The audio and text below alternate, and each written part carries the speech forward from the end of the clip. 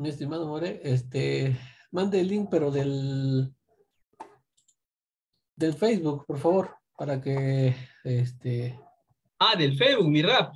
sí, ahorita por eso le digo que iba a generarlo, y Ah, ya, ya. pero... Uy, mi rap, ya había mandado el link del Zoom a todo el mundo, ¿ah?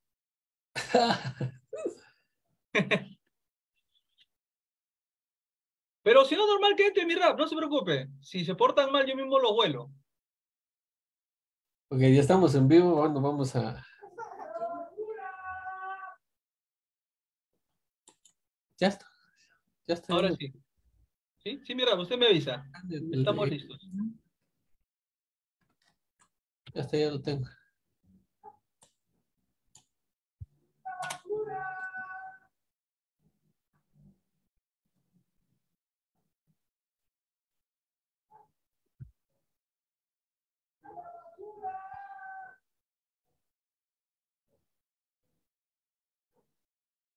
Mi rap, estamos listos para comenzar la sesión del día de hoy. Saludos de acá de Lima, para México. Estamos listos para hablar de ese tema emocionante e importante acerca de los samaritanos y los Yehudim. Muy bien, gracias por estar presentes, todos los que puedan acompañarnos en vivo desde Facebook o que vean la grabación ahí en alguno de los canales. Estamos agradecidos con el creador porque el día de hoy tenemos a nuestro compañero y amigo, el More Harold, para este grandioso tema. Entonces, acéptelos, por favor, estimado More. Sí, claro que sí, mira. Vamos a compartir, chicos, pantalla. A ver, mi rap, tiene que habilitar la opción de compartir pantalla. Ah, ok. Ya está el hermano Payano y la Orellana de Chile están entrando, querido Ravi. Ahora sí. Entonces, primeramente, a ver, lo que me están viendo, ¿no? Entonces, nuestro tema de hoy es sobre la comparación número 29. Recuerden que estamos y vamos a seguir haciendo los mensajes, enseñanzas acerca del libro que nosotros proponemos para un estudio de las palabras y hechos de nuestro Santo Maestro, Torat HaMashiach, que está en su formato libro para que ustedes lo puedan tener y estudiarlos, las palabras de nuestro maestro con nosotros cada año. Entonces, estas enseñanzas que hacemos son para justamente brindarles el material para los que estén estudiando las palabras y hechos de nuestro maestro. Entonces, por eso, comparación 29 es la que comúnmente se llama el buen samaritano. Y vamos a analizar un poquito acerca de la parte de el meollo de esta comparación o esta parábola. La palabra parábola no es totalmente traducida, pero bueno, si lo traducimos totalmente sería comparación. Y lo primero que tenemos, ¿sí? A ver, aquí está. Sí. Lo primero que tenemos que ver es aquí en el 10, 31 al 33.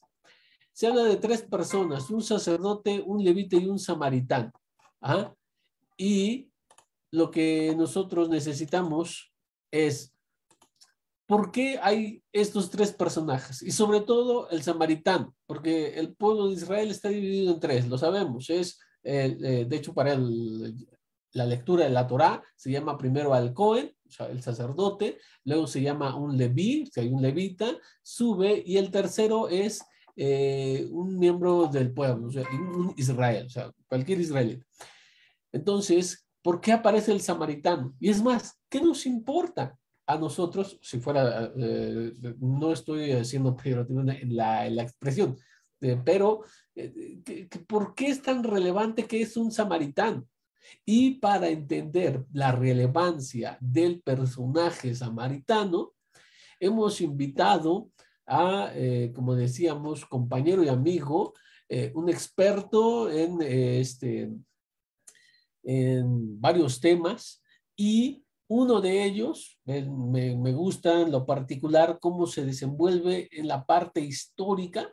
Por eso le hemos pedido como un favor que nos comparta sobre quiénes son los samaritanos. Ajá. Y luego volveremos a la comparación, a la parábola. Primero tenemos que entender, ¿ah?, toda la exposición que nos va a dar el profesor Harold, para que luego entendamos mucho mejor. Entonces, mi estimado More, yo le dejo el micrófono, Y le claro doy el que sí, mi rap. paso, por favor, para que usted nos comparta. Sí, claro que sí, mi rap. Saludándolos a todos, chicos, muy buenas noches. Vamos a hablar, con el permiso de nuestro rabino, acerca de los samaritanos y de los Yehudim, ¿no? Bien. Caballeros y damas, como lo dijo nuestro rap, yo me voy a encargar de una óptica mucho más histórica, no más crítica, más académica. Entonces, en ese sentido, pediría, ¿no?, de que nos centremos en eso, ¿no? Ahora, lo que yo quiero que se entienda, caballeros y damas, es que tal es la rivalidad que ha existido entre ambos grupos. Fíjese que incluso en Samaria se levantó un templo para el Todopoderoso, y en ese templo también se hacían sacrificios, también tenían sus levitas, o sea que la enemistad y la rivalidad que van a tener ambos grupos va a ser muy marcado. No solo eso, la Torá samaritana, señores, es muy distinta a la Torá judaica, vamos a llamarle de esa manera, en la cual el lugar santo para los samaritanos, ¿sí?, es en el lugar de ellos, ¿no? No es en Jerusalén. Entonces, esto nos lleva a comenzar a hilvanar de dónde viene esta rivalidad, de dónde viene esta tensión, cuáles son los matices políticos, qué hay en juego atrás de esto.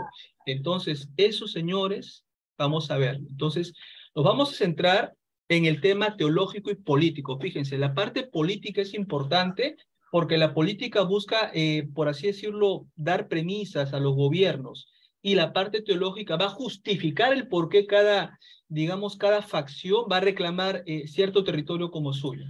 Bien, para esto, caballeros y damas, tenemos que recomendar algunos libros. Por ejemplo, recomendamos Introducción al Nuevo Testamento del autor Raymond E. Brown. ¿Por qué? Porque ahí vamos a ver más todavía profundamente el tema de los samaritanos.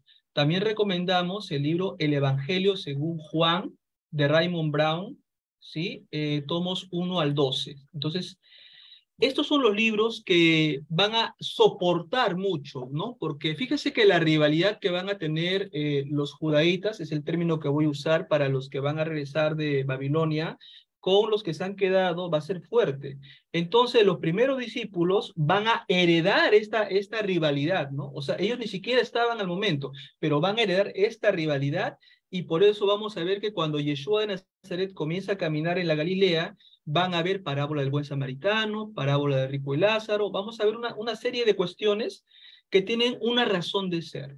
También recomendamos el libro de José Mateos Barreto, El Evangelio de San Juan, otro libro que está en francés llamado La Pensée du Temple de Jerusalén a Qumran, de Francis Smith, y también tenemos los comentarios del Evangelio de San Juan de William Hendrickson. Entonces son el material de soporte que se va a usar en esta exposición. Bien, como pretendemos, familia, de que esto más que una charla sea un curso gratuito que va a tener usted, que hemos preparado con el rabino Joel, ¿cuál es la sumilla del tema que vamos a compartir en esta pequeña clase?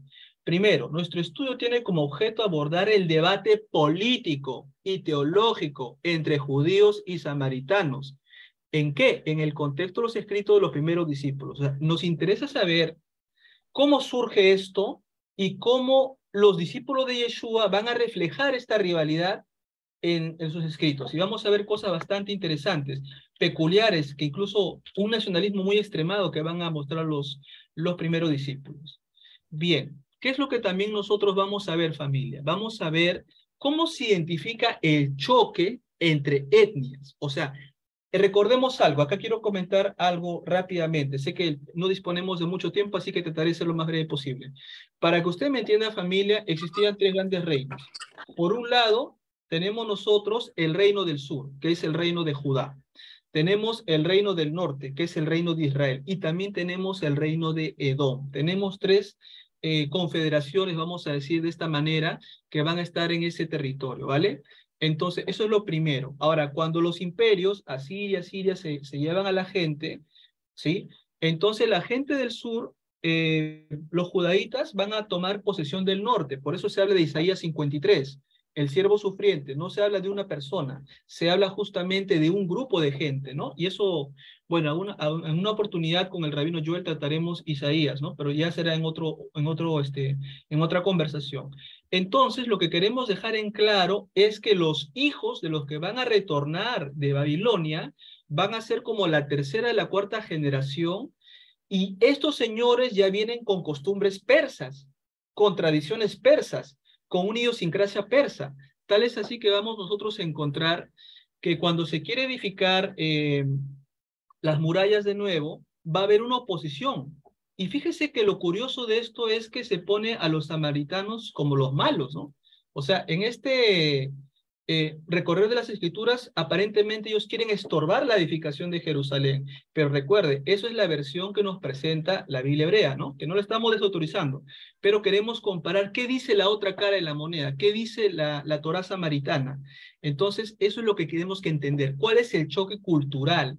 El choque político. Referente al tema de la escritura, fíjese que los samaritanos se quedaron con la escritura fenicia, mientras que los judaítas van a adoptar la escritura babilónica. Por eso de ahí viene el famoso arameo, ¿sí? Entonces, bueno, eso es un poquito para entrar ya en materia, ¿no? Entonces, bien, vamos a avanzar rápidamente. ¿Qué también vamos a aprender, señores, en esta noche que nos espera? Vamos a ver también que hay varios grupos religiosos que se van a identificar entre judíos y samaritanos, ¿no? Que esto solamente va a afectar lo ritual, sino la relación personal con los vecinos de Israel. Entonces, fíjese, hay muchas cosas que están atrás de todo esto. También van a haber similitudes en la fe monoteísta. ¿Qué significa? Que ambos grupos creen en un solo Dios, ¿vale? Pero, como decíamos al inicio, el lugar sagrado en el cual cada una va a adorar a Dios es un lugar distinto. O sea, para el pueblo de Israel está claro que el lugar sagrado es Jerusalén, pero no para los samaritanos. Para los samaritanos está claro que el lugar sagrado es en el lugar de ellos. Ahora, doy como dato para que ustedes investiguen, por favor, señores, a los judíos de Elefantina. Tarea para usted. Y estudie a los judíos de Elefantina. ¿Por qué? Porque los judíos de Elefantina, en Alejandría, en Heliópolis, construyeron un sagrado templo. Escuche bien, construyeron un sagrado templo.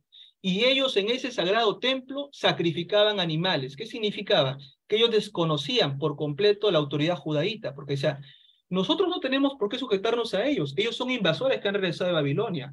Nosotros tenemos nuestras tradiciones. ¿Se da cuenta? Eso de, como estoy diciendo, los judíos de Elefantina tenían su propia tradición. Los samaritanos tenían su propia tradición. Y lo que más adelante va a ser Judá, o sea, ya después del exilio, también tiene su tradición y tiene una razón de ser del porqué, ¿sí? Entonces, ahora, con esta matriz ya podemos entender cómo se da esta dinámica social entre los diferentes grupos que van a actuar. También veremos, señores, una intensa disputa entre las etnias, ¿no? Y esto va a generar un sentimiento de conflicto entre judíos y samaritanos en el siglo I. Para que usted me entienda, cada uno va a reclamar que el lugar santísimo es donde están sus sagradas escrituras. Para los samaritanos, su lugar sagrado es en su zona, y para los judíos obviamente está claro que es en Jerusalén. Entonces, esto va a generar un sentimiento de disputa, ¿no? Todos recordamos el famoso pasaje en la cual la mujer de Samaria le dice al maestro que ¿acaso tú eres más poderoso que nuestro antepasado Jacob? Fíjese, fíjese lo que dice, más poderoso que nuestro antepasado Jacob. Y los que han llevado el curso de evolución de la Torá saben que en el libro del profesor Thomas Romer se explica claramente desde la academia que Abraham, Isaac, Jacob, Ismael, no son parientes. ¿Qué significa? Corto nomás, para que usted lo busque en el libro del profesor Romer, ¿ya? No me crea a mí, vaya usted al libro del profesor Romer, en la cual Abraham es un héroe del reino del sur, Isaac es otro héroe del reino del sur, Jacob es un héroe del reino del norte, ¿sí? Y cuando se comienza a escribir la historia deuteronomística, lo que van a hacer los autores judaítas a los personajes del sur lo van a poner como los padres. Por eso que Abraham viene primero, de ahí viene Isaac, de ahí viene Jacob, etc. Ahora, imagínense cortamente, ¿qué hubiera pasado si hubieran ganado los del norte? Entonces, fíjense quién hubiera sido el patriarca. Hubiera sido Jacob. ¿Y quién hubiera sido el hijo de Jacob? Posiblemente Abraham, posiblemente Isaac. Yo sé que a usted le suena esto a locura. Usted está hablando de herejías. No, no son herejías. Por eso recomiendo el libro del profesor Thomas Romer, que habla acerca de la evolución de la Torah. Usted lo va a ver ahí con puntos y coma, cómo lo define el profesor Romer y la construcción que se da de esto. Entonces, ¿por qué me he ido por ese punto? Me he ido por ese punto porque yo quiero que usted entienda la dinámica que se va a generar en estos grupos. O sea, nosotros conocemos la versión del sur, ¿no? La Torah judaica. Pero también hay que saber las razones que tuvo el norte, ¿no? En este caso, los que van a quedar, lo de Samaria. Bien, continuamos. Ahora, un testigo importante es el Evangelio de Juan. ¿Por qué? Si bien es cierto, es muy tardío, es del siglo IV, un libro gnóstico, pero lo que nos interesa es ver cómo rescata esta memoria de la disputa entre samaritanos y judíos. Recordamos todos el encuentro de Yeshua con la mujer de Samaria, ¿no? En la cual él le dice, oye, dame agua. Y la mujer lo mira, ¿qué pasa contigo? Le dice, ¿qué?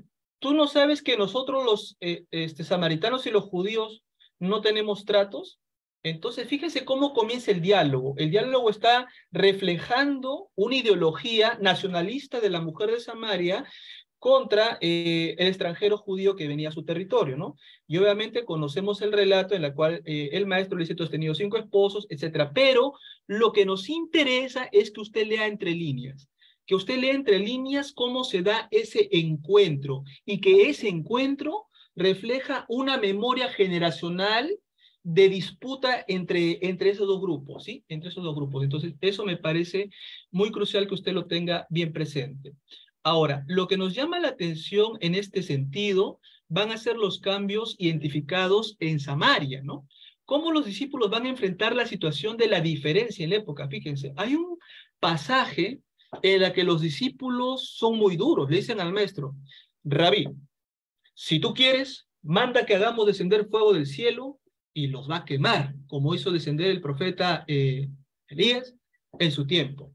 Fíjense la manera tan dura, tan drástica, tan poco amorosa de tratar de este grupo de Yehudim a los samaritanos. Ahora, como les decía, ese sentimiento nacionalista existe porque va a haber un recelo que va a haber entre esos dos grupos, ¿no? Por esa razón es que esa disputa se va a reflejar en los escritos de los primeros discípulos, ¿sí? Entonces, eso es lo que nosotros queremos ver.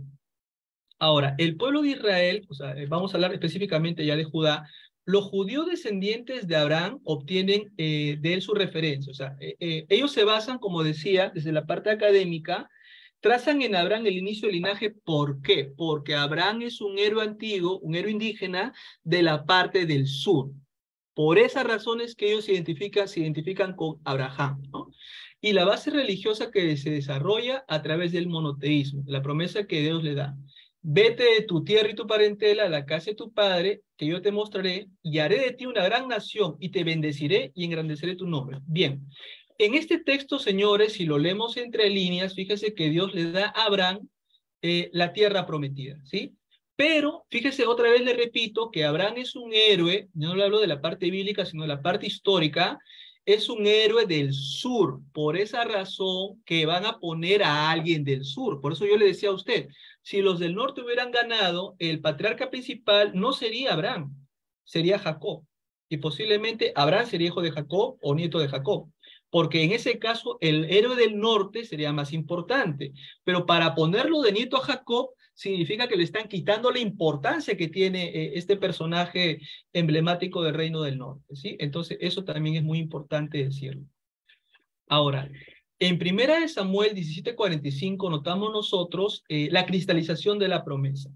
El apogeo económico de los Yehudí viene bajo la administración del rey Salomón, quien va a instituir la centralización del culto judío. Ahora, nosotros sabemos críticamente que estas van a ser las reformas que van a venir con otros reyes, no necesariamente con Salomón. O sea, esta es la parte teológica. Atrás de esto tenemos la reforma de Ezequías. Ya sabe usted la reforma de Ezequías y el pensamiento pan-israelita para empezar a colonizar todo el norte. Entonces, al centralizar, fíjese bien, si Salomón o Ezequías, quien quiera usted, centraliza el culto en el sur, pregunta para usted, ¿a dónde tienen todos que ir a adorar? Al sur. Ahora le pregunto a usted, si instituyen el culto, el sacrificio en el norte, fíjese lo que le digo, en el norte, ¿a dónde todos tienen que sacrificar? En el norte. Entonces, la ideología de que el lugar sagrado es en el sur viene de Ezequías y pertenece a la formación de la ideología pan-israelita. O sea, la palabra pan significa que va a empezar a colonizar por norte, sur, este, o sea, que tiene que extenderse, para que usted me entienda. Entonces, eso es un punto bastante importante de señalar, ¿sí? Ahora, en el advenimiento de la sucesión al trono, el hijo de Roboán decreta un aumento que provocó que las tribus del norte se vayan a disolver. Bien, esto, señores, es la justificación teológica, como decíamos, para no confundir teología con historia, o sea, que son dos cosas diferentes, dos caminos diferentes. Se sabe que, hablando históricamente, Judá, el sur, Israel, el norte, Edom, los tres fueron independientes, ¿sí? Los tres van a ser independientes. Entonces, vamos a nosotros a notar justamente eso, ¿no? De que acá que Jeroboam va a subir o Roboam va a subir los impuestos, esa va a ser la justificación. Ahora, le doy otro dato, corto nomás para no irme mucho, porque el tiempo es oro. Fíjese que cuando usted lea las escrituras, de todos los reyes del norte se va a hablar absolutamente mal. No va a haber usted que va a haber ningún elogio para un rey del norte, pero de quién se habla bien, maravillas y todo en su gran balance que usted haga de los reyes del sur. ¿Por qué? Porque hay que justificar que los reyes del sur son buenos y los reyes del norte que adoraron a los ídolos, etcétera, etcétera, son reyes malos. Entonces, la pregunta es, ¿quién está escribiendo esto? Lo están escribiendo los redactores en Babilonia. Estamos hablando en la época deuteronomística para que usted pueda estar en contexto, ¿sí? Bien. Ahora vamos a continuar rápido, ¿sí, señores? Ahora sí, bien, vamos a darle aquí un clic. Y bien. Ahora yo quiero que usted mire en pantalla esto, señores. Me interesa que usted ubique. Mire, reino del sur a la izquierda, reino del norte a la derecha. Pregunta, el reino del sur, fíjese con quién se identifica. Con Judá y Benjamín, ¿sí? Ahora, el reino del norte, fíjese bien que va a mantenerse muy diferente al reino del sur, o sea, se va a vincular con 10 tribus. En el sur, su liturgia cultural está ligada al mantenimiento y centralidad del templo de Salomón. Pero en el norte no va a ser así. Fíjese que el rey Roboam va a mandar a instituir 2 becerros en ese lugar. Y fíjese que todo eso tiene una razón, ¿no? O sea, no es que él pone a los becerros porque los quiere poner, sino porque en ese momento del tiempo ellos creían que el Todopoderoso era como una suerte de toro, ¿no? Incluso que andaba con su consorte. ¿Por qué cree usted que ponen 2 toros? Porque creían que uno era el dios macho, para que usted me entienda, y el otro era la diosa hembra, ¿no? Pero ahora, ellos lo creyeron de esa manera porque recordemos que estamos hablando desde hace más de 5.000 años, ¿no? Es como que nosotros juzguemos a nuestros indígenas de América Latina con el pensamiento que tenemos ahorita, ¿no? Lo cual sería bastante injusto de nuestra parte. Ahora, fíjese, en el caso del sur, el linaje de los reyes está a cargo de los descendientes de David. Segunda de Crónicas 21:7. Pero en el reino del norte, la construcción de los altares fue detonada por el rey Jeroboam y sus sucesores. Ahora, estos señores ya de por sí producen una ruptura. ¿Por qué produce una ruptura? Porque el norte le está diciendo al sur, sabes que yo no te necesito, ¿ya? Para hacer mis cultos. Yo no te necesito para hacer mis sacrificios, porque yo tengo mis lugares propios. Entonces, ya sabemos más adelante que es Ezequías, con la reforma pan-israelita, el que va a mandar a derribar los lugares altos y decir, no, señores, el único lugar donde se va a adorar es aquí, en Jerusalén, y se acabó. Y eso, caballeros y damas, se va a poner por escrito. Entonces, ¿dónde tratamos esto? En el curso llamado La Sinagoga. Ahí tratamos todos estos temas de acá. Por eso voy a un poquito a abreviar. Ahora, ¿cómo comienza esta disputa? ¿Cómo se origina, profesor, este tabrón, que este lío? ¿Cómo se origina este problema? Para esto, caballeros y damas, recomendamos el siguiente libro en portugués. Dice así, A Biblia Arqueológica, ¿no? Del doctor John Thompson, ¿no? Acá este autor nos va a exponer lo siguiente. John Thompson narra así el sitio de Samaria. Siquem fue capturada y Samaria fue sitiada. El rey Oseas fue arrestado fuera de la ciudad, fíjese, y deportado antes de la caída de Samaria, segunda de Reyes 17:4. Profesor, ¿qué le pasa al reino del norte si le deportan al rey? Se queda sin cabeza. ¿Y qué pasa con un gobierno sin cabeza? Hay anarquía. Entonces, ¿quién puede tomar posesión de eso? Obviamente la gente del sur.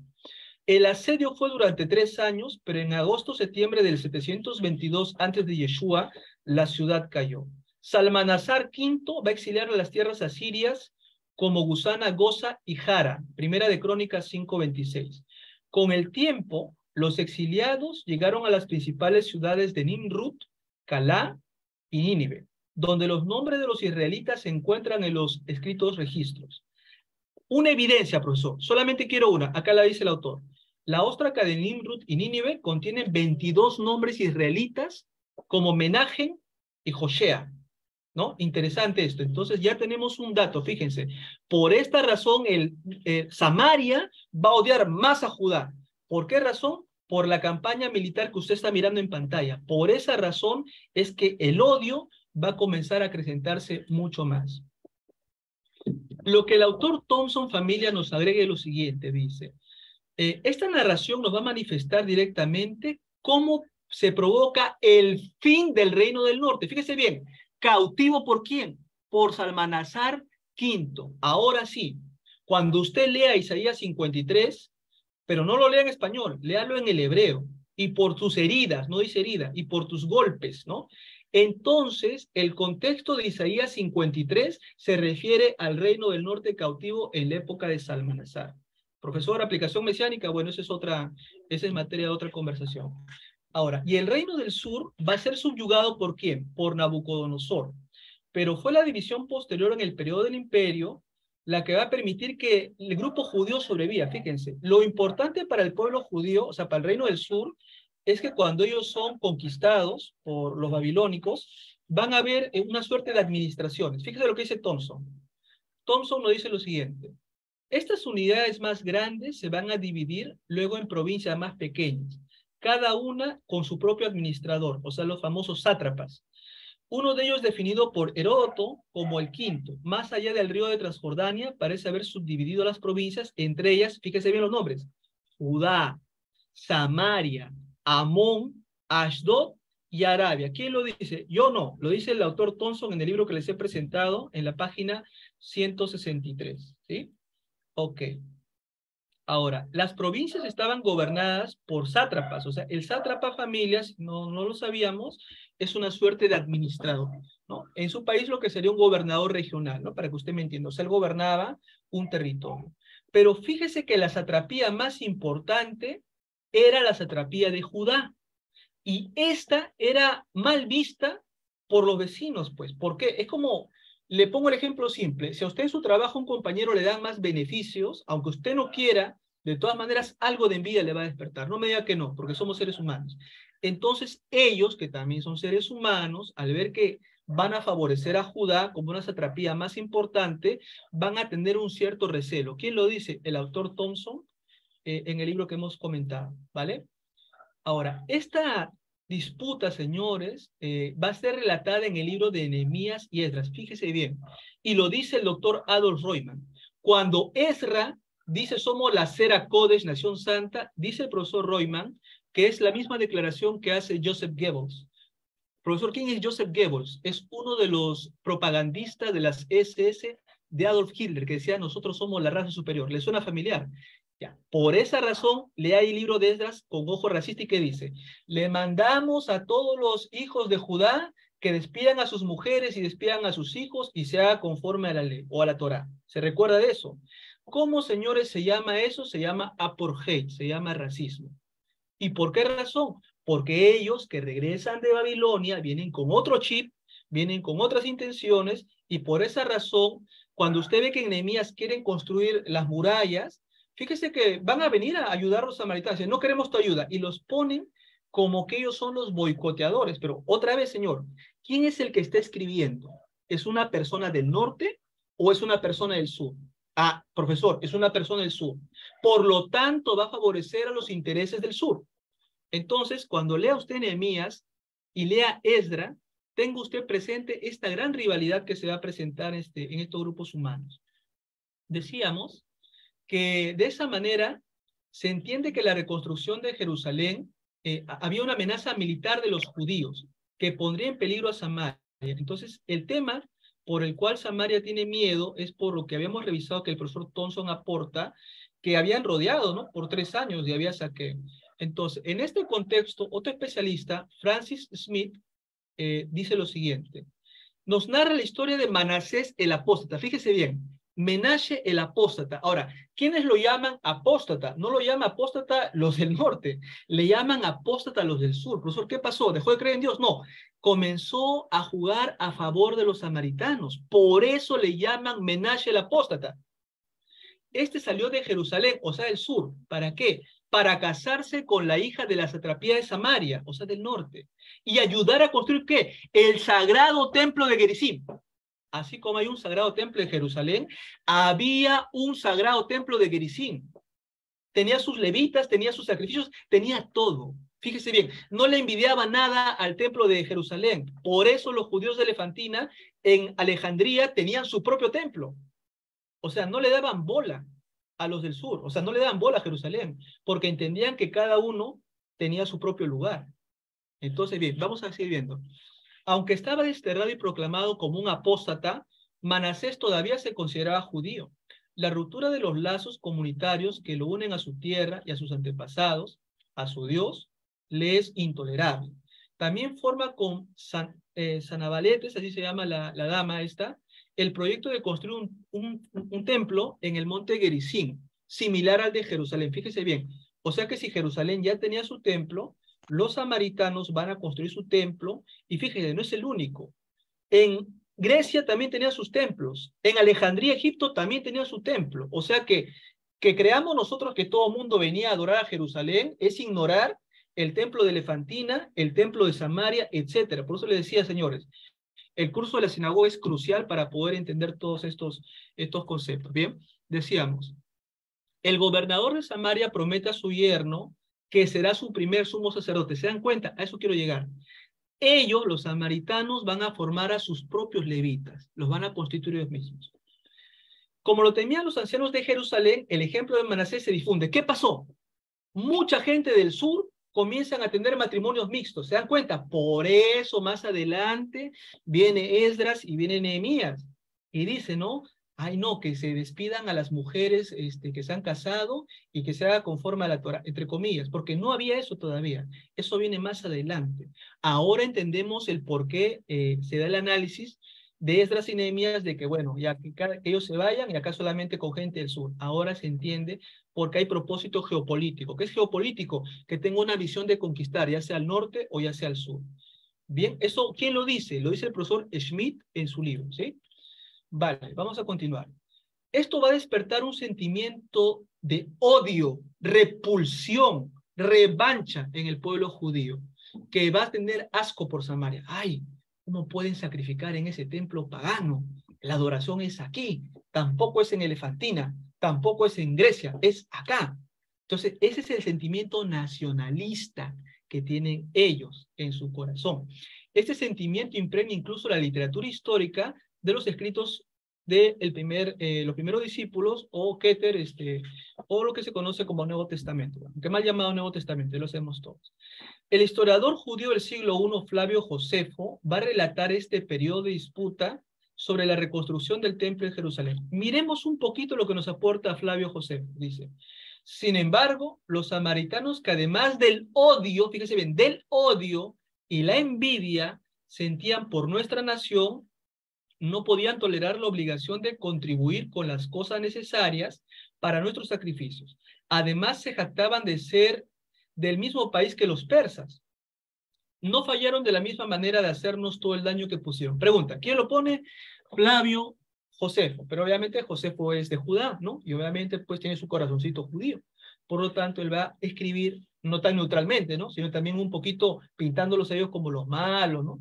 Los bandidos, ¿no? Ahora, rápidamente, ya profesor, ya me pusiste claro el panorama. ¿Qué pasó en los escritos de los primeros discípulos, mal llamado Nuevo Testamento? Vamos a ver. En los escritos nazarenos, la formación bajo el gobierno romano incluía a Samaria dentro de Judá. Y en la transición de los gobiernos tenemos que resaltar que entre el gobierno persa y los escritos de los primeros discípulos estuvo los siguientes gobiernos. A ver, primero viene Alejandro Magno, lo sabemos todos. Viene a conquistar diferentes partes y nombra Alejandrías. Pero le respeta a Israel, sus tradiciones, sus costumbres. Después de él vienen los sucesores seleucidas. Tenemos el caso nosotros del libro de Macabeos, capítulo 1 para adelante, usted tiene el contexto de lo que ha pasado. Y también vienen los Hashmonaim. Y ya sabemos que más adelante ellos van a someter a los beduinos, ¿no? Y también a los edomitas, y van a obligar, fíjese bien lo que voy a decir, van a obligar a convertirse al judaísmo a la familia de Herodes. Por eso Herodes el Grande es un judío renegado, porque lo han obligado a convertirse en contra de su voluntad. Por eso él hace lo que quiere, y ya sabemos lo que pasa con su hijo, etcétera. O sea, todos, señores, tiene una matiz. Yo por eso le aconsejo que tome nota de estos nombres y usted haga su seguimiento. Bien, ahora, ¿qué nos aporta un especialista? El profesor Norman K. Gottwald comenta sobre este periodo. De acuerdo con el amargo y creciente conflicto entre los judíos y samaritanos y los judaítas del exilio, los samaritanos recientemente habían ofrecido resistencia tanto a los seleucidas como a los asmoneos. O sea, los samaritanos no querían ser sometidos por los griegos, pero al mismo tiempo repelían a la gente del sur. ¿Por qué? Porque tenían que saldar viejas cuentas. Ya sabemos que esas viejas cuentas son temas que ya venían de antes, ¿no? Incluso Hircano va a ratificar una ruptura irreconciliable entre las dos comunidades. Esto lo aporta el profesor Gottwald. Entonces, señores, estamos sumando evidencia que usted puede seguir, ¿sí? Del origen de este conflicto. ¿Qué libro nos revela más acerca de esto? El libro llamado La Biblia Hebrea, una introducción socioliteraria de Norman K. Gottwald. Usted lo encuentra, familia, en el Amazon, y en Kindle usted lo adquiere en $14.53. O sea, usted va a encontrar toda esa información así preciosa, pero está en inglés, ¿ya? Eso quiero yo comentarle a usted. Bien. El rey judío Juan Hircano va a destruir la ciudad de Samaria. Fíjese bien, esto es importante. ¿Por qué los samaritanos van a tener más odio todavía contra los judíos? Porque el rey judío Juan Hircano destruye, ¿qué cosa? Va a destruir Samaria. Y el templo de Gerizim, o sea, no solamente te rompo tu ciudad, te destruyo tu templo, que es el corazón de tu fe. Entonces, ahora entendemos el por qué va a haber este odio, ¿no? De parte de la gente de Samaria. Profesor, ¿cuándo ocurre esto? En el año 128 antes de Yeshua. Esto va a ser irreconciliable una relación entre estas dos etnias. Fíjese bien, Juan Mateos, un autor, y Juan Barretos citan a Grudman, Lady Pot, y dice que interpretaron a los samaritanos de la siguiente manera. Samaria era una región considerada por los judíos como heterodoxa, de raza mestiza y de religión sincrética. Fíjense, 3 puntos. No son homogéneos, ustedes son mezclados, vamos a decir así, y tienen un culto medio pagano, medio bueno, pero medio pagano. Entonces, fíjese lo que dicen estos autores, o sea que Judá los considera así a ellos, ¿sí? Y existe una profunda enemistad entre estos dos pueblos. Los judíos desprecian a los samaritanos, fíjese bien, y llamar a alguien por ese nombre es un insulto. Ejemplo, digamos, yo estoy con el rabino Joel tomándonos un cafecito, llama de México, ¿no? Y yo tengo una riña con el rabino Joel, y le digo, samaritano. Fíjese, solamente el decir esa palabra, en ese momento el tiempo era un insulto. Ahora no dirá, profesor, pero eso no es un insulto es un adjetivo peyorativo. Pero a tanto llegó la denigración que solamente decirle a alguien de Judá, eres un samaritano, era como recordar a la familia. O sea, ya yo creo que usted me entienda a dónde voy. Entonces, así de feo es que se empieza a usar esos términos de acá, ¿sí? Los judíos, señores, habían destruido el templo de Samaria, en el monte Gerizim. Esto en el año 128, ¿sí? 128. Por favor, los hermanos, le pedimos que silencien sus micrófonos. Gracias. Entonces, estos señores va a exacerbar el resentimiento de, obviamente, Samaria.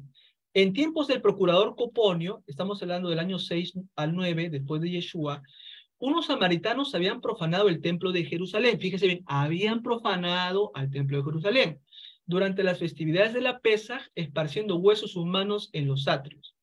Por eso se les va a prohibir el acceso al templo. ¿Quién dice esto? El autor Mateos nos aporta este dato. Ahora pregunta, ¿los samaritanos lo hicieron de locos porque querían ponerse a la moda? No, porque hay un odio histórico, porque Juan Hircano mandó a destruir su templo, por lo tanto ellos hacen este acto de revancha, que no está mal, ¿no? Pero que está mal, no está bien, no se justifica la violencia por ningún lado. Profesor, ¿dónde encontramos esa información? En el libro llamado El Evangelio de Juan, un análisis lingüístico y comentario exegético, ¿sí? Y usted lo puede comprar en Amazon, ¿sí? No está en Kindle, solamente en la versión física, así que de esta parte se toma esa información. Esta información muestra la caótica que fue la crisis social en cuanto a la relación entre judíos y samaritanos. El comentario que va a hacer Joan Coggins en su libro es Descubriendo la Biblia desde la liturgia. Hace un comentario interesante, dice, los judíos ven a los samaritanos como sus peores enemigos. O sea, un samaritano era lo peor de lo peor, para que usted me entienda. Por eso, haciendo un paréntesis, fíjese que Yeshua le da vuelta a esto. Cuando usted recuerda la parábola del buen samaritano, fíjese bien, el primero que pasa es un Cohen Agadol. Ya sabemos que el Cohen Agadol es de Judá. El Cohen Agadol no ayuda al hombre asaltado por los ladrones. Agarra, lo mira, se da la vuelta. Pasa un levita, está caminando, ¿no? Lo ve y se da la vuelta. Pero fíjese a dónde va Yeshua. El que tiene compasión y tiene misericordia de su prójimo es el peor enemigo. ¿Y quién es el peor enemigo? Los samaritanos. Entonces, la enseñanza de Rabí Yeshua va a penetrar y va a perforar esa rivalidad histórica para que sus seguidores ya no sigan con ese odio ciego, sino que también puedan darse una oportunidad de tratar a los samaritanos y amarlos. Por eso, ya el rabino Joel va a desarrollar más adelante la parábola del buen samaritano. Vamos a notar eso, ¿no? Entonces, mira, el rabino Joel nos aporta algo bien importante. Voy a leer. Juan 8:48 dice, los judíos le respondieron, no decimos con razón que eres samaritano. ¿Quién le dice a quién? Las autoridades judías a Jesús, a Yeshua. Le dicen, no decimos con razón que eres samaritano, o sea, lo están insultando. ¿Se da cuenta? Por eso es importante esos datos. Y que tienes un demonio, o sea, encima estás loco. Exactamente, mi rabino. Mira, el rabino nos aporta algo. Decir samaritano es un insulto también en el Talmud. ¿Se da cuenta? Entonces, lo que los especialistas nos aportan es exactamente lo mismo que dice la literatura judía, ¿no? Interesante. Entonces, fíjense que pensar en los samaritanos será como pensar en tu peor enemigo. Ahora, lo que nos aporta el autor Joan Coggins es lo siguiente. Dice, los Yehudim creían que los samaritanos eran un pueblo de ascendencia dudosa y de teología impropia. O sea, el concepto de fe que ellos tengan ya está malogrado. Eran considerados descendientes de pueblos traídos por los asirios con el objetivo de colonizar la tierra. Eran monoteístas, aceptan la Torá y creían que el verdadero templo estaba en el monte Gerizim. O sea, lo que los diferencia, como decía, es la Torá samaritana. La Torá samaritana dice que el lugar sagrado es Gerizim. Mientras que acá dice no, el lugar sagrado es Jerusalén. Entonces ahí tenemos una diferencia. Por tal razón, cada uno tiene su templo en lo que considera su lugar sagrado. También compartían algunas convicciones comunes con los saduceos. O sea, ¿qué hace iguales a los samaritanos y a los saduceos? Primero, van ellos a rechazar a la ley oral, se quedan solamente con lo que va a ser la Torá. Y van a tener ciertas prácticas que van a asemejarse también a los esenios. ¿Quién lo dice? Snodgrass, en el año 2010, en la página 486. Y acá tiene usted un libro que va a ser precioso, que usted lo compre de Amazon. Comprendiendo las parábolas de Yeshua, en versión Kindle, del autor Klim Snodgrass. Entonces, el doctor Snodgrass nos va a retratar las parábolas, pero se va a meter al fondo del problema de las parábolas. O sea, va a penetrar el aspecto social, el aspecto psicológico, el aspecto político, del por qué Jesús hace las parábolas o Yeshua y cómo se da la dinámica de conflicto ahí. Entonces, este es otro buen libro que usted puede comprar del Amazon. Ahora sí, la disputa también es mencionada en los evangelios. En varios pasajes se identifica el conflicto como un problema que ya existe. Yeshua, en el evangelio de Mateo, cita la siguiente orden a sus discípulos. A estos 12 envió Yeshua dándole las siguientes instrucciones, las siguientes Torot. No vayáis a los gentiles. Fíjense bien, para los que piensan que el maestro vino a predicar a todo el mundo, acá les da de vuelta. No vayáis a los gentiles, solamente a la gente del sur. ¿Se da cuenta? No entréis ¿en qué? En la ciudad de los samaritanos. O sea que cuando leemos esto y vamos viendo poco a poco, vemos que la misión solamente es para la gente del sur y nada más que para su gente del sur. En este texto se identifica el pensamiento judío inserto en la mente de los discípulos, que identificaron a Samaria como una tierra de gentiles, o sea, para los discípulos, los samaritanos eran goyim, ¿no? Ya que Yeshua aún no había completado sobre la tierra, la orden apunta que el mensaje primero debe llegar solamente al pueblo judío, al reino del sur, para luego ser llevado a los gentiles. Ahora sí que recién va a incluir a Samaria, que es considerado por ellos como un lugar gentil. Y ahora notamos que esto no es el único texto que va a señalar este contexto de disputa, rivalidad, de enemistad.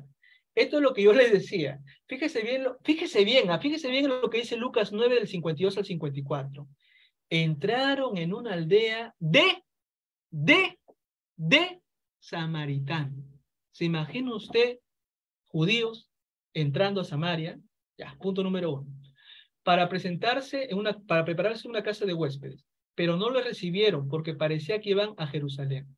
Al ver esto los discípulos, Santiago y Yohanan preguntaron, Rabino, fíjate, ¿quieres que mandemos que baje fuego del cielo para consumirlos? O sea, fíjense que no hay amor, sino hay un sentimiento más como de revancha, ¿no?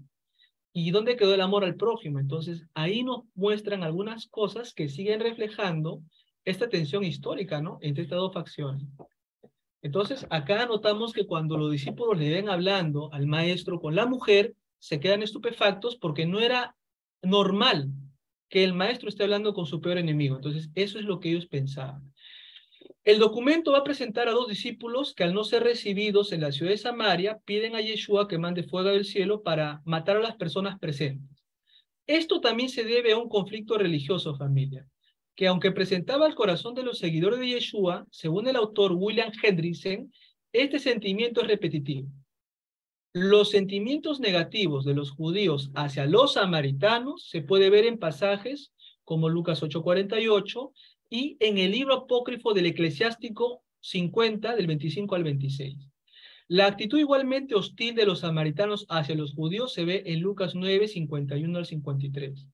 La bondad y la misericordia de nuestro rabino, o sea, de Yeshua, cruzaron las fronteras del odio nacional, fíjense, del odio nacional, como vemos en Juan capítulo 4, Lucas 9, 54, 55, 17, 11, 19, y en la famosa parábola del buen samaritano. Esto quien aporta el autor Hendrickson, ¿sí? Entonces, muy interesante esto. ¿Qué dice, profesor, el libro de Eclesiástico? Rápidamente.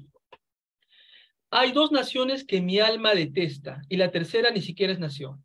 Los habitantes de la montaña de Seir, los filisteos, y el pueblo necio que mora en Shekem. Entonces, ya notamos que no hay ninguna consideración para estos pueblos. Ahora, ¿qué nos aporta Lucas 9 del 51 al 53? Cuando se haya cumplido el tiempo que había de ser recibido arriba, afirmó su rostro para ir a Jerusalén. Y envió mensajeros delante de él, los cuales fueron y entraron en una aldea de los samaritanos, de los samaritanos, para hacer preparativos. Pero no le recibieron, porque su aspecto era como de ir a Jerusalén. Entonces notamos que entre los mismos samaritanos también comienza a crecer el número de seguidores, ¿no? Interesante, o sea que la barrera de odio nacional ya comienza a romperse. El autor Frederick Bruce comenta sobre las diferencias religiosas y culturales que se citan en el Evangelio de Juan. Las diferencias entre judíos y samaritanos son tan graves y tienen raíces profundas. La división entre Samaria y Judá y entre la monarquía, vemos que tiene rastros en el cautiverio babilónico. Profesor, ya me picó. ¿Significa que antes del cautiverio babilónico existía rivalidad? No. Cada uno, claro que tenía sus divisiones, pero cuando se van deportados, repito, y los judaítas se van al imperio babilónico y después al imperio persa, y regresan al sur, regresan con una ideología pan-israelita, regresan con una cultura más persa, y por esa razón, pues, ya hay mucho rechazo de parte de los samaritanos, ¿no? Entonces, los judíos que regresaban del exilio rechazaron una oferta de cooperación de los samaritanos. Fíjense, no, nosotros somos la raza superior, la nación santa, etcétera. O sea, se dan cuenta. ¿Y de dónde viene eso? Eso viene de los persas. O sea que todo esto tiene siempre una raíz, ¿sí? Entonces, ahí es donde se comienza a sospechar de su pureza racial y religiosa de los samaritanos. Lo dice el autor Frederick Bruce, ¿no? Y él comenta sobre las diferencias religiosas que se citan en el Evangelio de Juan. Muchos judíos no soñarían con pedirle un favor a un samaritano. ¿Por qué razón? No. Si usted me da agua, yo me voy a impurificar. No, mangos, yo no voy a recibirle. Pero fíjese que Yeshua va contra esa alajá, porque le dice, dame de beber. Y lógico, para que le dé de beber, la mujer tiene que coger con sus manitos el cántaro, y Yeshua tiene que agarrar con sus manitos el cántaro y beber el agua.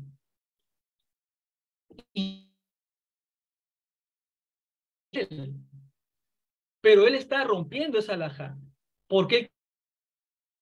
Me parece a mí bastante interesante y revolucionaria, ¿no? Del maestro de Nazaret.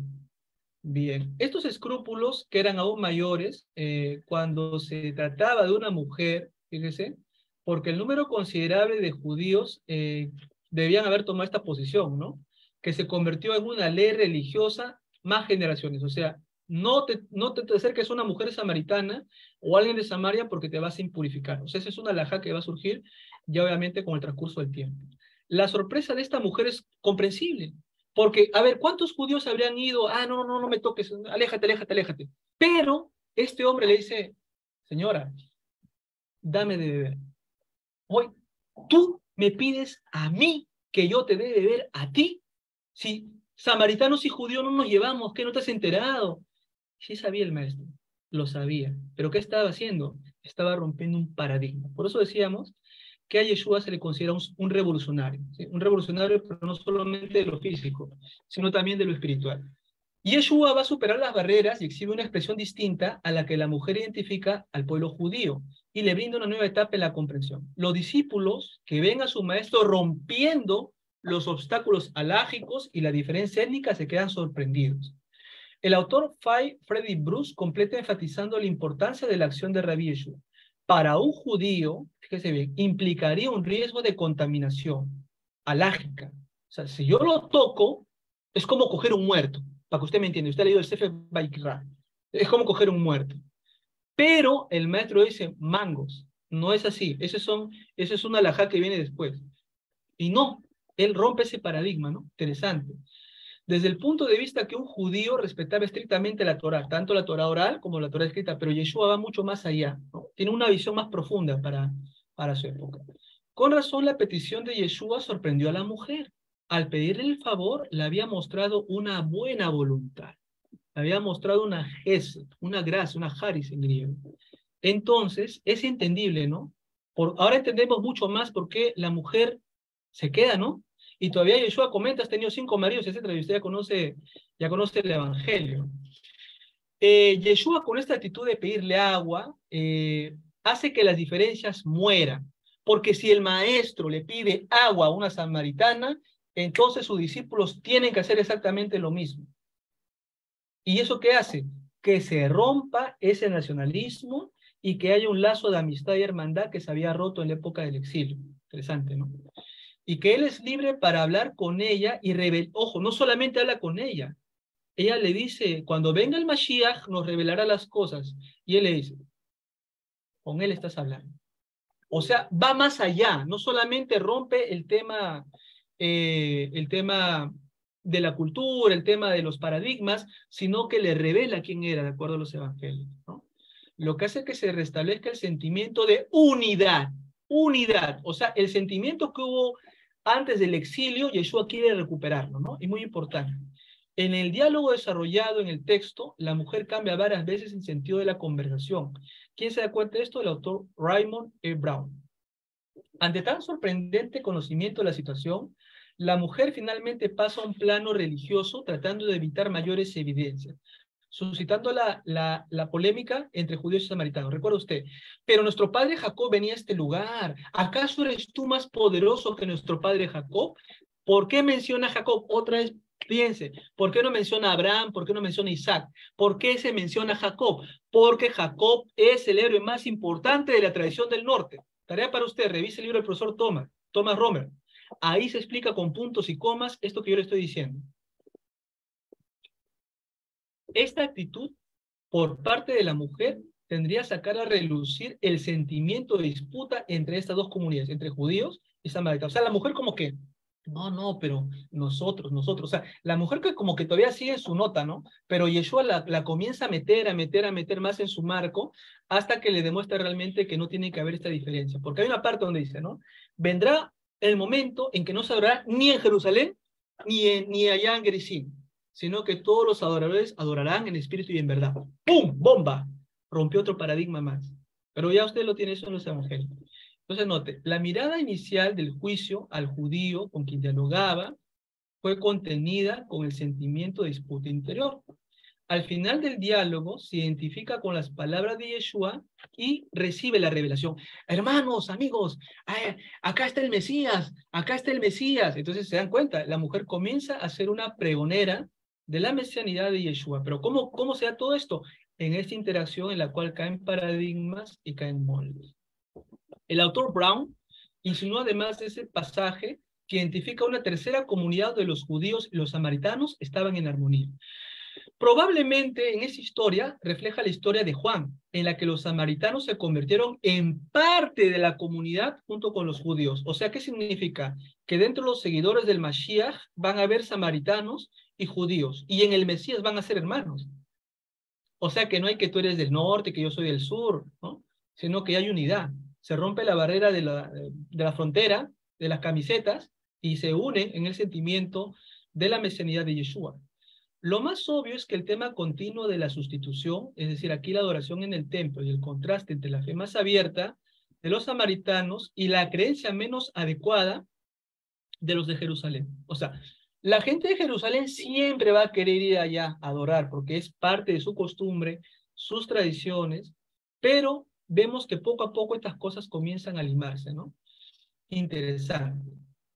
Este sentimiento fue el resultado de una restauración que se identifica en la acción de los discípulos luego del evento de Juan 4, donde se desarrolla en los evangelios y luego la inauguración de la asamblea en el libro de Hechos de los Apóstoles, ¿no?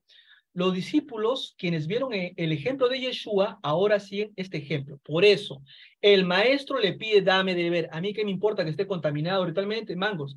Yo te lo recibo porque como Mashiach, mi misión no es solamente, ya está bien, las ovejas perdidas de la casa de Israel, pero es mucho más que eso, es hermanar a los hombres. Y por esa razón se tumba primero la alajá de tocar el cántaro para contaminarse porque lo tocó una mujer samaritana, y el segundo, romper el lodo histórico que había dividido a estos dos grupos humanos que antes del exilio habían tenido buena relación. Entonces, eso es bastante bonito. La relación entre judíos y samaritanos en el primer siglo todavía va a despertar polémica entre los especialistas, sobre todo en el periodo en que se escriben los evangelios. Se mantiene en el foco de la acción de Yeshua, quien conoció ese debate entre estas etnias. Y en el diálogo con la mujer samaritana, él rompió, fíjese bien, él rompió las barreras existentes y suscitó en el corazón de los discípulos un sentimiento de amor. Ay, que mi prójimo solamente son mis vecinos mangos, tu prójimo son todos, son tu próximo. O sea, el mensaje es profundo, ¿no? Por eso, ya eso es una opinión personal, ¿no? Yo coincido con el doctor Mario Sabán en este punto, ¿no?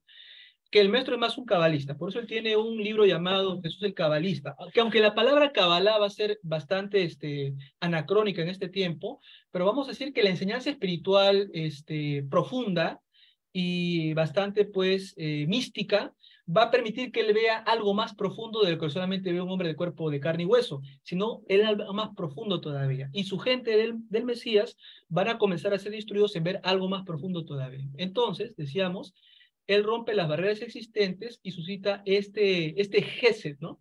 En el corazón de los discípulos. Bien, Rabí Joel, he tratado de acelerar porque yo sé que el tiempo no tenemos mucho tiempo. Y bueno, pues le doy pase a su persona si no es que hubiera alguna pregunta, ¿no? Del tema, ¿no? No, no de otra cosa, porque yo sé que es para hablar bastante. Sí, ahorita vamos a ver entonces si tenemos alguna pregunta. Al parecer no. A ver, vamos a seguir aquí. De acelerar porque yo sé que el tiempo no tenemos mucho tiempo. Y bueno, pues le doy pase a... No, al parecer no tenemos preguntas. Bueno, entonces, muy, muy, aunque apresurada, pero se ha tratado de dar lo más puntual y amplio posible. Bueno, entonces, hay una pelea, son enemigos y ya se explicó la raíz de este conflicto. Muy bien, por eso estamos totalmente seguros que vamos a comprender mejor la comparación, la parábola. ¿Sí? Bien, entonces, aquí, ya lo tenemos, ya habíamos hecho esto, ven esto, y bueno, ok. ¿Por qué es importante? Porque véanlo, dice Hillel aquí, Lucas, ajá, en esta cita dice, eh, respondió, amarás al Eterno tu Dios con todo tu corazón, con toda tu alma y con todas tus fuerzas y con toda tu mente, y tu prójimo como a ti mismo. Él le dice entonces, bien has respondido, y hace eso y vivirás. Pero él queriendo justificarse, dijo al maestro, ¿y quién es mi prójimo? Por eso hay muchos que esta parábola no la llaman el buen samaritano,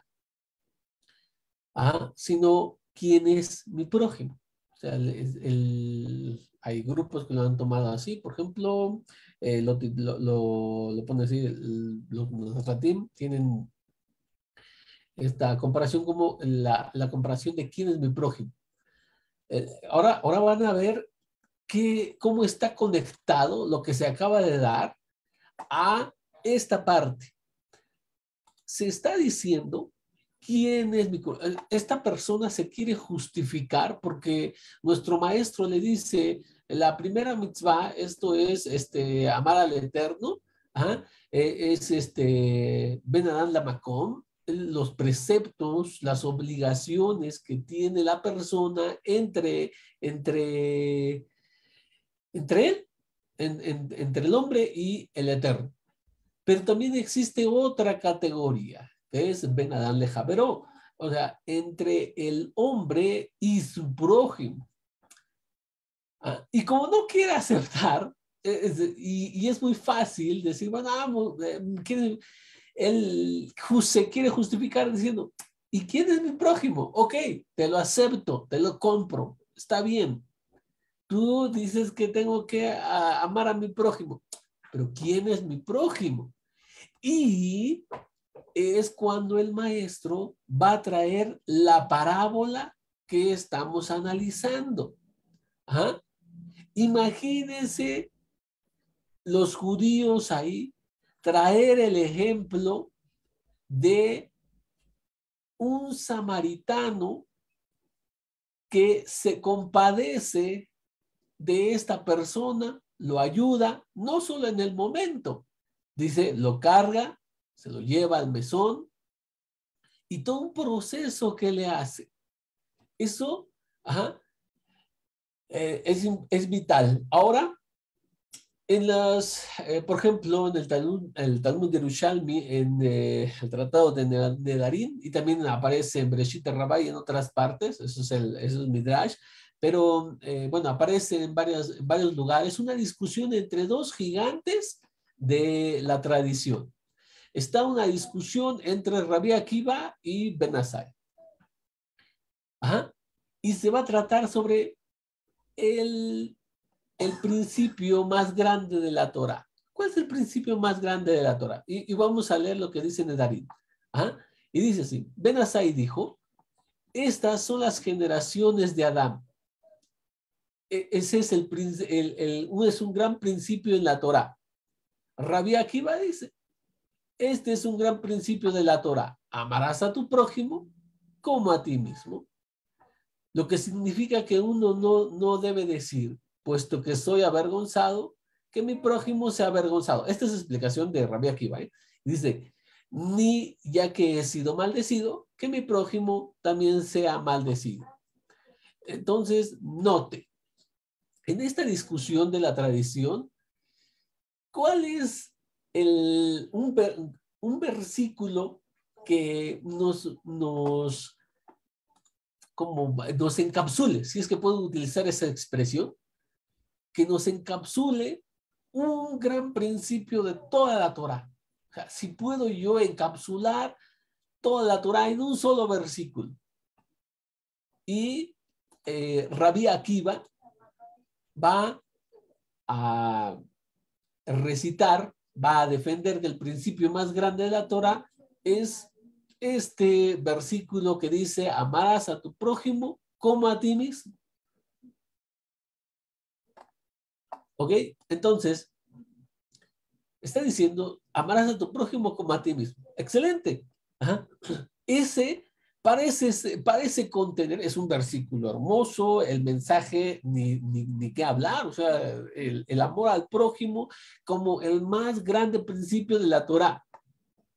Lo entendemos, o sea, no necesitamos ser teólogos, no necesitamos manejar todo el Talmud, ni conocer todas las fuentes para entender que amar a tu prójimo es como encapsular en ese principio, ¿ah?, toda la grandeza de la Torah o todo el mensaje de la Torah. Pero nos preguntamos, Ben Asai dice otro versículo. Creo que lo ponemos aquí. Sí. Esta es la de Rabbi Akiva, ¿no? Levítico 18, 19 y 18, donde aparece precisamente. Y la parte que nos interesa, amarás a tu prójimo como a ti mismo, es en la segunda parte de este versículo. En hebreo es, Behabta le reaja kamoja ani Hashem. ¿Sí? Amarás a tu prójimo como te amas. ¿Sí? Yo soy Hashem. Todos lo entendemos. Le dije, no hay motivo de explayarnos ahí. Pero el versículo que dice Ben Asai es Génesis 5:1. Ajá. Sefer Toledot Adam.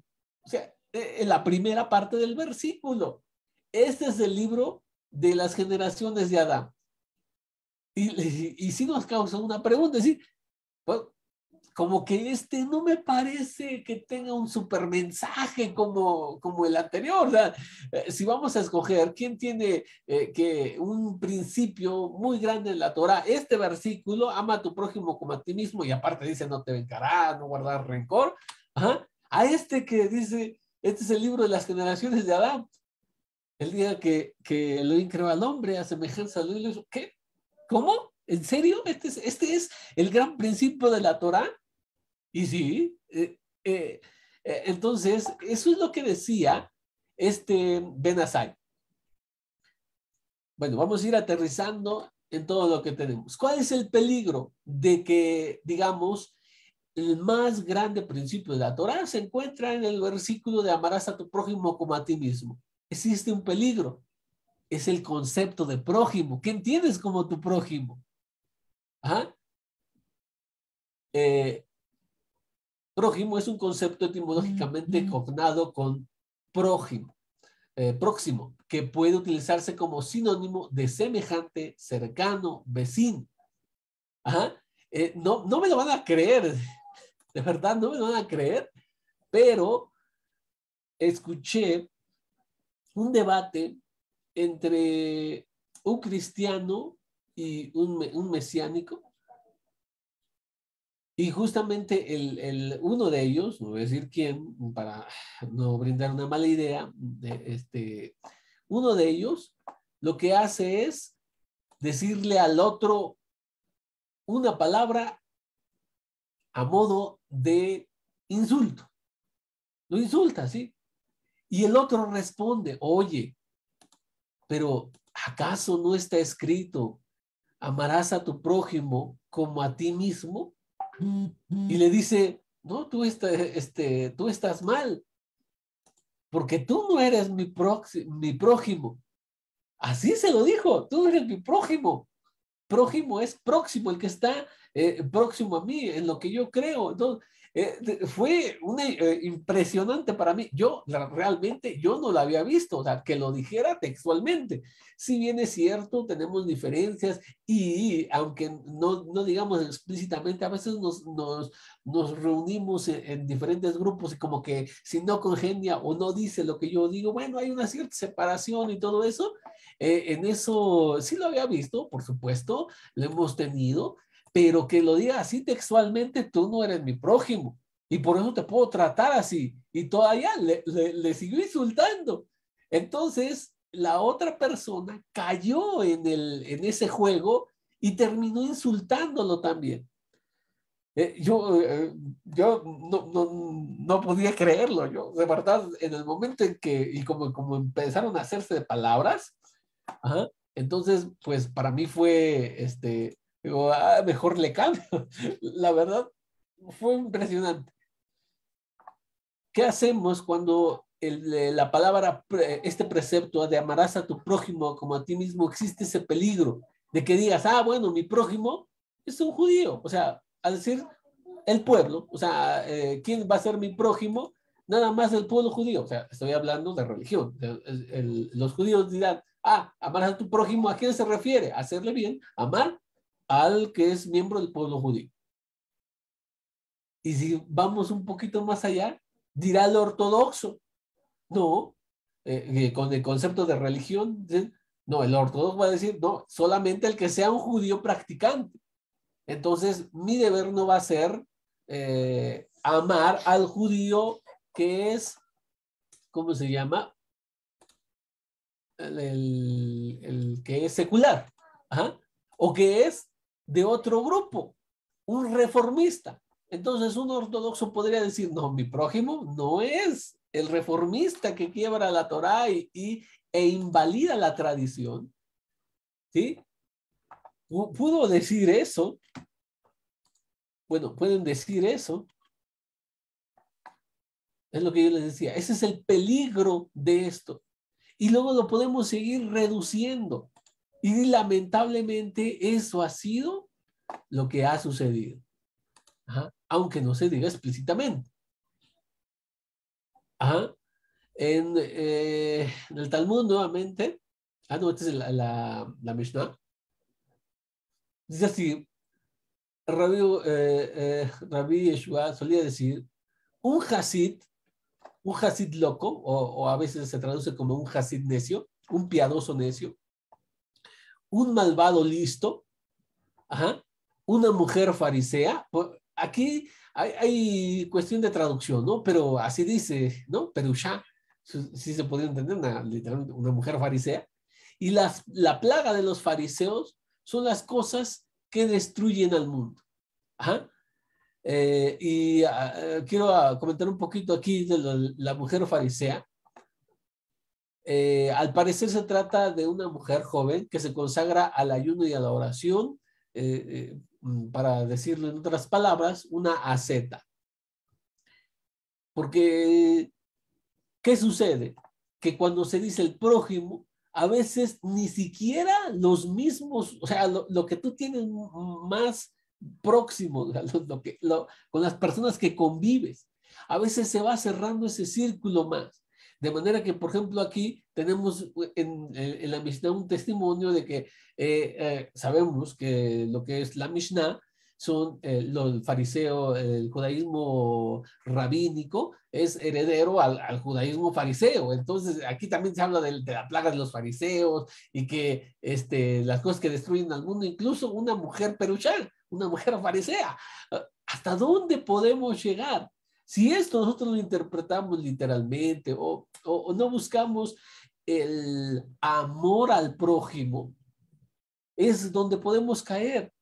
¿Ah? es donde podemos caer lamentablemente. Déjenme continuar. Ajá. En el caso de los Perushim, ellos se llaman Perushim, fariseos, literalmente significa separados. Ajá. En un comienzo esto no habría representado ni un problema, y de hecho era algo que se pedía, por ejemplo, en Esdras 6:21, que para que los que comieron Pesaj, los que habían vuelto en el destierro, dijo así, que se habían apartado de las impurezas de las naciones. O sea, para la festividad, sepárate de la impureza de las naciones, ok, para consagrarte, elevarte espiritualmente, etcétera, ¿no? Para buscar al Eterno, el Elohim de Israel. Muy bien. Pero posteriormente esta separación va a ser llevado a otro nivel. ¿Sí? Se van a separar no solamente de la impureza de las naciones, sino, por ejemplo, con el caso de los samaritanos, van a excluir parte del mismo pueblo, van a excluir solamente porque hay un disgusto, hay un pleito, por más hondo que sean las raíces, ya se está dividiendo.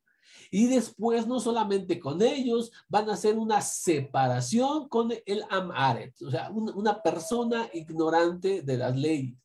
Ajá. En otro momento daremos un poquito de las fuentes acerca del pleito entre los samaritanos y los judíos. Pero lo que quiero rescatar hoy es que a este concepto de quién es mi prójimo, ¿sí? Sí, realmente no se dice explícitamente que sean nada más los de tu círculo, pero a veces sí se llegaba a esos extremos. Ajá.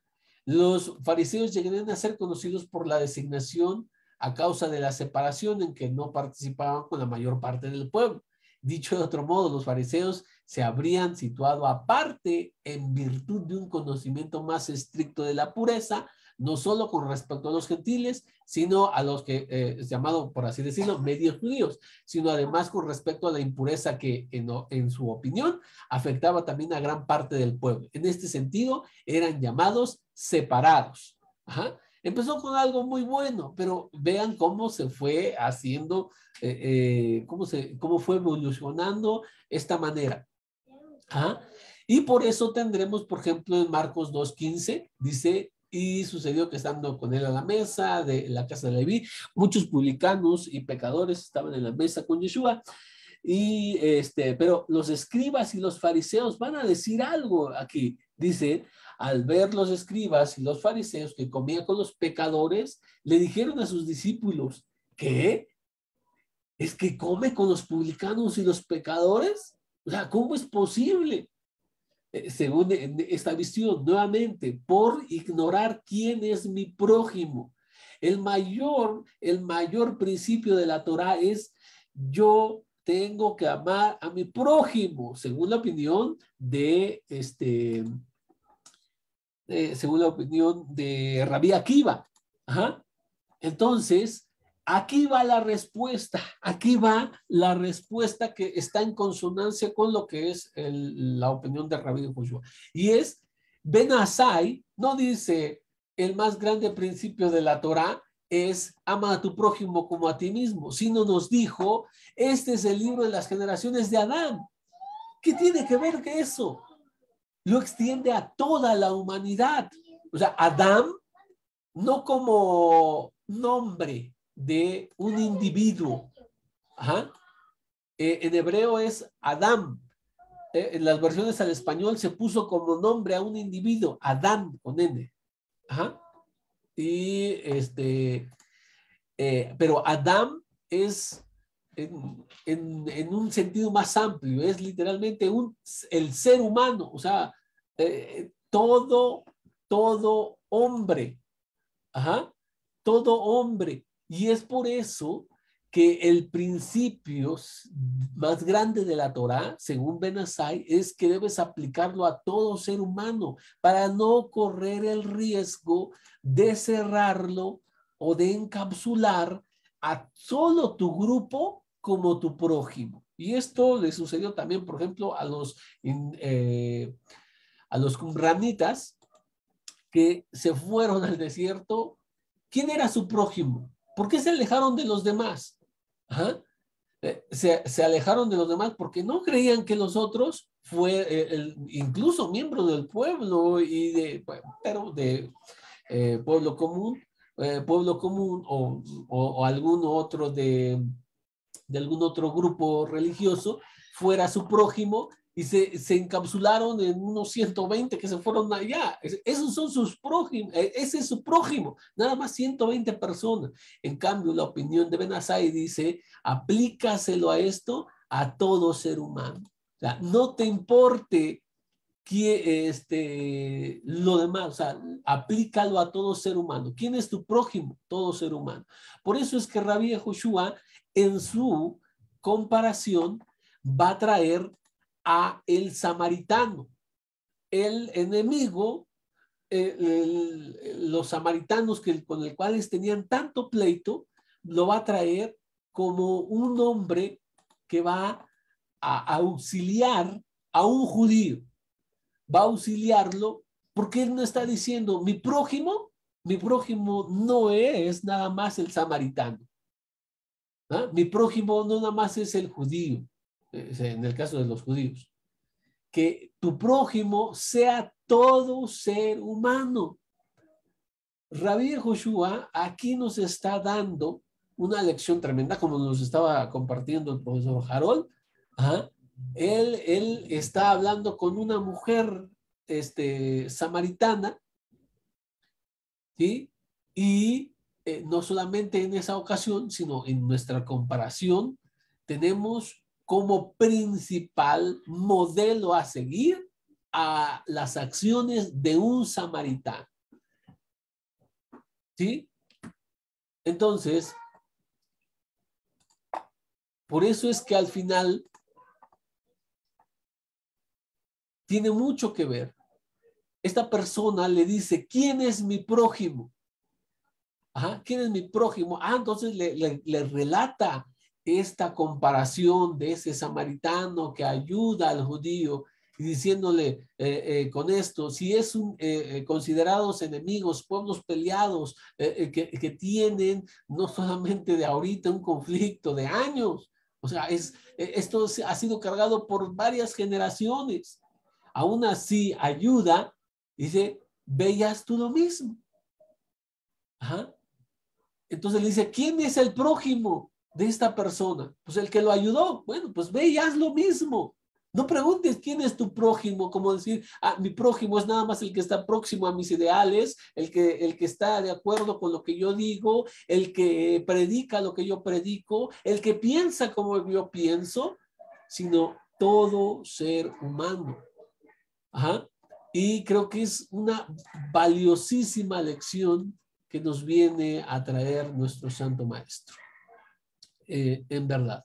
Así que no, para no hacerlo más largo, yo voy a terminar aquí. Estimado profesor, ¿tiene algunas anotaciones, algún comentario? Pues, en lo que checamos si hay alguna clase de pregunta. Si no, pues estaríamos terminando, cerrando ya aquí. Por aquí en Facebook nos dicen que es mucha información que hay que analizar. ¿Ah? Y bueno, muchas gracias por los que están por ahí en Facebook, también siguiéndonos, aparte de los que están aquí en la plataforma. Bueno, entonces, estimado profesor, ¿tiene alguna anotación final?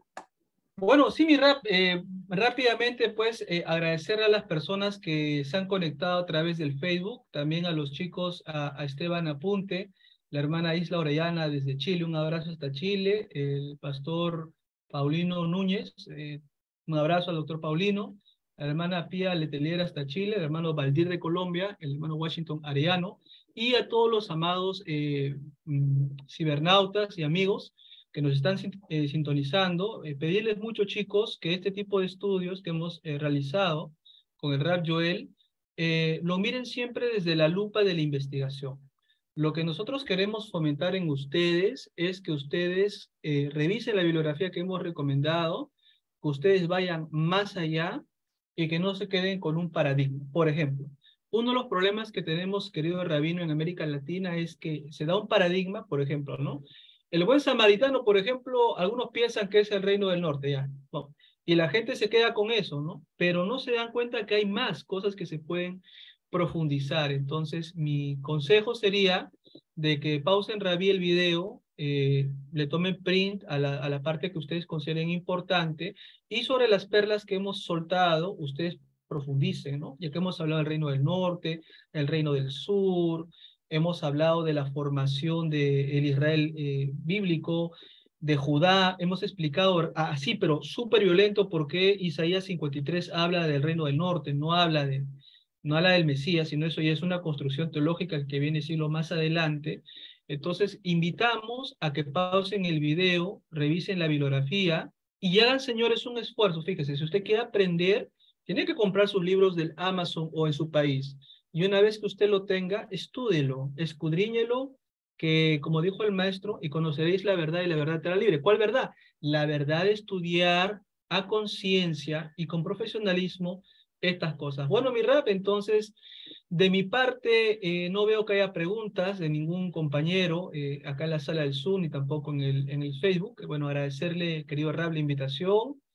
Y bueno, si usted me permite comentar rápidamente algo importante, ¿no? Chicos, se va a aperturar un curso con el profesor Joseph Ben Abraham acerca de los orígenes egipcios de Yud-He-Vav-He, o sea, los orígenes egipcios de Adonai, cuando Adonai era una mujer, etcétera. Yo sé que lo que usted te escucha decir, usted es un hereje. No, no, no, no, disculpe, no soy un hereje, sino que esos estudios ya no son tanto del nivel teológico, sino son más del nivel académico, ¿no? En la cual se revisa con bibliografía, con libros. Entonces, lo que hay que tener en cuenta es que la fe camina un sendero y también, digamos, la parte académica camina otro sendero. Entonces, en ese caso, pues les invitamos, querido rabino, a que puedan participar, ¿no? Entonces, cualquier cosita de ese tipo de información que ustedes deseen para el curso, le escriben al rabino Joel y él le va a proporcionar nuestros contactos y de esa manera, pues, en el caso que ustedes deseen ingresar, sean bienvenidos. En caso contrario, les invitamos a que ustedes sigan profundizando y que el Padre Celestial les bendiga. Rabí, de mi parte, muchas gracias. Una linda noche para usted, señora esposa. Y cualquier cosita, pues, como ustedes dicen en México, ¿no? Te dice rana y yo salto. Sí, muy bien. Muchas gracias por la presencia de todos. Agradecemos. Y entonces recuerden, cualquier persona que esté interesada en alguno de los cursos que estén impartiendo el profesor Harold ahí en el instituto, ustedes pueden comunicarse en privado, por WhatsApp, ahí en Facebook, cualquiera, y los auxiliaremos, los reenviaremos o los canalizaremos con los responsables para que usted pueda atender. Entérese en la página de internet, ahí no solamente existe este curso, el profesor tiene otros muchos cursos más, cualquiera que esté interesado por ahí. Ajá, bueno, ahí está. Y sí, como se hizo la anotación, ajá, una parte es la parte teológica. Ustedes ya saben que la parte teológica es ahora sí que lo que personalmente seguimos, ajá, y a lo que más damos. Entonces, pero hemos trabajado muy bien y las personas han comprendido que estamos en muchas cosas estamos de acuerdo. Ajá, y por eso compartimos juntos a veces como que difiere, ¿no? La gente como que no entiende de repente, como que están hablando muy línea académica y de repente meten teología y cómo es que hacen eso. Bueno, pues es que hemos encontrado lo mismo, o sea, no nos cerramos. Es el mensaje a la unidad que tiene esta comparación. No porque no pienses igual que yo, no eres mi prójimo, ¿no? Es más, el profesor Harold es colega y amigo. O sea, la verdad es que tenemos una muy buena amistad y no estamos peleándonos ni nada por esos aspectos en los que no estamos de acuerdo. En cambio, hacemos mucho énfasis en lo que sí estamos de acuerdo. ¿Ah? Y como se les dijo, ahí está, las personas quieren esta parte o se interesan por aquella parte, ahí están, investiguen, hagan, comuníquense y sin problema alguno. Ajá. Entonces, lo último es llamado a la unidad. Yo creo que quién es tu prójimo es todo ser humano, como decíamos aquí. Ajá. No, aquí no se trata de hacer un grupito, no se trata de que estos son míos, aquellos piensan como nosotros. No, lo que nuestro maestro nos enseñó es aperturarnos y amar realmente a todo ser humano, sin importar las otras cosas. Ese creo que es algo muy loable a seguir. Y bueno, entonces con eso finalizamos. Si no tiene nada más que agregar, estimado profesor, pues les deseamos una buena noche a todos. Amén, amén, Rabbi. Un abrazo hasta México, de acá de Lima, y bueno, pues estamos a su servicio siempre que usted nos solicite, y pues hacemos de nuevo una buena mancuerna, Rabbi. Así que acá de Lima un abrazo, cariño para usted y su esposa, y bueno, muchas felicidades. Shalom.